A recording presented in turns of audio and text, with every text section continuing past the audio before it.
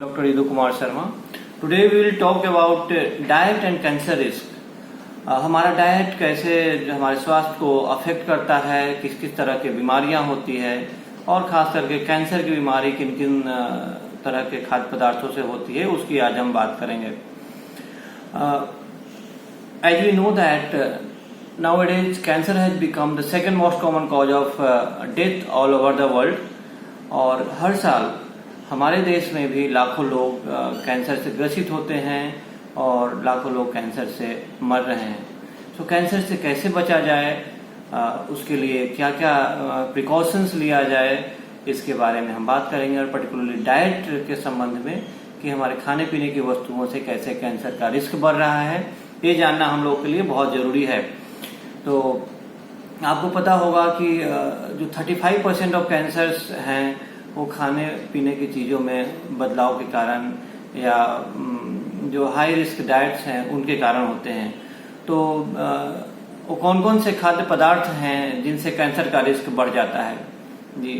तो सबसे महत्वपूर्ण है जो कि शुगर और जो रिफाइंड कार्बोहाइड्रेट्स हैं उनसे रिस्क बढ़ता है. तो उसका मैकेनिज्म क्या है, जब हम शुगर लेते हैं या जो खाद्य पदार्थ हैं जिसमें हाई शुगर कंटेंट है तो उससे हमारे ब्लड शुगर लेवल बढ़ता है, इंसुलिन का सिक्रीशन होता है, शरीर में प्लाज्मा लेवल इंसुलिन का बढ़ जाता है और ये आगे जाके जो है कि कैंसर कराता है. तो हाई कार्बोहाइड्रेट डाइट या रिफाइंड जो कार्बोहाइड्रेट्स हैं उसको अवॉइड करना है. शुगर को जो है कम से कम लेना है. इसके अलावा जो प्रोसेस्ड मीट हम लोग लेते हैं, तो प्रोसेस्ड मीट मतलब जो ग्रिल्ड करके रखा हुआ है, स्मोक्ड फूड है, एक्स्ट्रा सॉल्ट्स वगैरह है, उससे भी बहुत तरह के कैंसर होते हैं. पर्टिकुलरली जैसे कोलोरेक्टल कैंसर प्रोसेस्ड मीट या प्रोसेस्ड फूड से हो सकता है. रेड मीट से भी देखा गया है कि 20 से 30% जो कैंसर कोलोरेक्टल कैंसर हो रहे हैं और रेड मीट के कारण खास करके वेस्टर्न कंट्रीज में.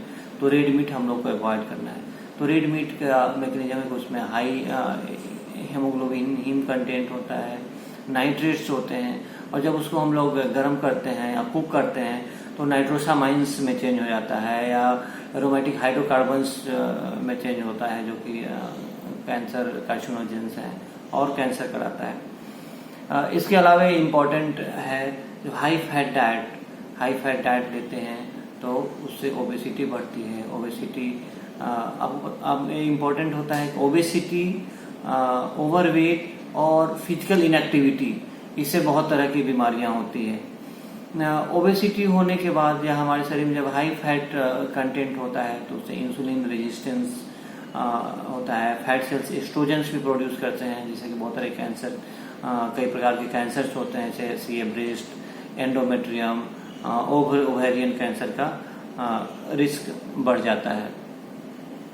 इसके अलावा ओवर कुक्ड फूड जैसे ग्रिल्ड फूड है ना, हाफ कुक्ड मीट जो यूज होता है, ओवर कुक्ड जो भी फूड है उससे भी कैंसर का रिस्क बढ़ता है.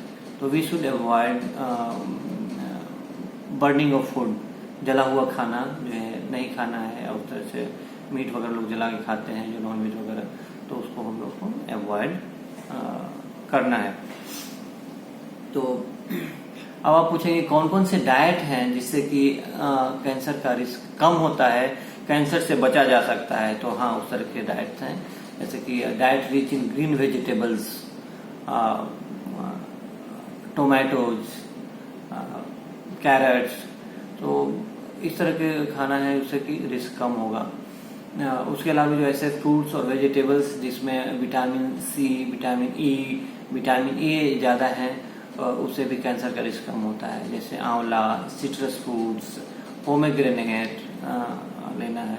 बहुत तरह के स्पाइसेस हैं जैसे टर्मरिक, सिनामोन, गार्लिक, ओनियन. तो इनसे भी कैंसर का रिस्क कम होता है और हम लोग हमारे इम्यून सिस्टम को बढ़ाते हैं, इम्यून सिस्टम को मजबूत करते हैं और बहुत सारी तरह की बीमारियों से हम लोगों का बचाव होता है. इसके अलावा हम लोग को देखना है जो टोटल कैलोरी इनटेक है उसका लेस देन 30% जो है वो फैट से आना चाहिए। तो फैटी डाइट जो है उसका कंटेंट हम लोग के खाद्य पदार्थ में कम होना चाहिए। Should be less than 30% of total calories. Diet should be high in proteins and fibres, low in carbohydrate and low in fat diet. तो इस तरह के यदि हम लोग प्रिकॉशंस लेते हैं तो डेफिनेटली कैंसर के रिस्क को कम किया जा सकता है। Thank you.